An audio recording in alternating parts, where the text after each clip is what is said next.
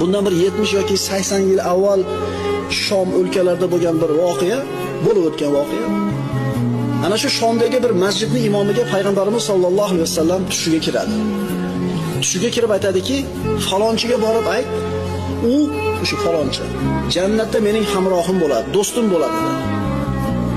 Rasululloh ismini aytgan boyagi falonchi kishi shu masjid yonidagi kichkinagina bir do'konda savdo qiladigan oddiy odam edi.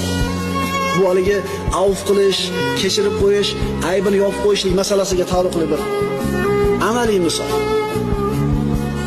Imom Rasululloh tushida aytgan boyagi kishini uyini topib bordi, eshigini qoqdi. Haligi odam chiqdi.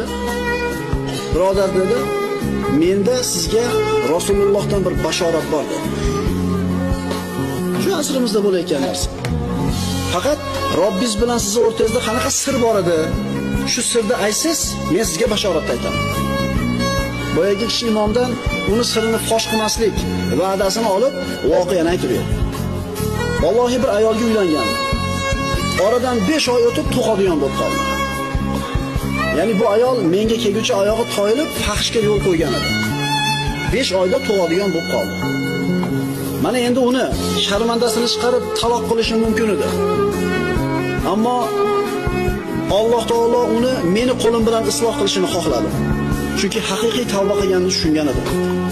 Doyani olib keldim, bola tug'ildi. Ertasi kuni namozga chiqarkanman, imom quloq qoqqanida namozga bolani ushlab tashqarida turgan edi.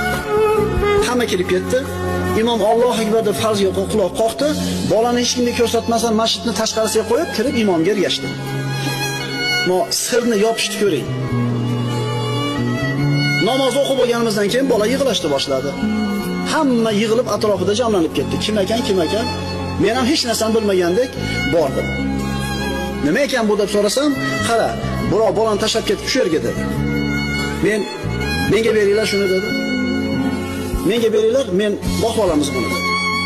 Ko'tarib olib borib, onasining qo'liga topshirdi. Qo'ni-qo'shnilarning oldida boqib olingan bola bo'lib qoldi. Mana shu qilgan ishi uchun, mana shu aybini yopib qo'yganligi uchun, sharmanda qilmasdan avf qilib qo'yganligi uchun Rasululloh tushiga kirib, falonchiga ayt, jannatdagi mening rafiqim bo'ladi. Bu sahoba emas bu, tobiin emas bu. Siz bilan biz yashagan asrdagi oddiy bir odam ishi.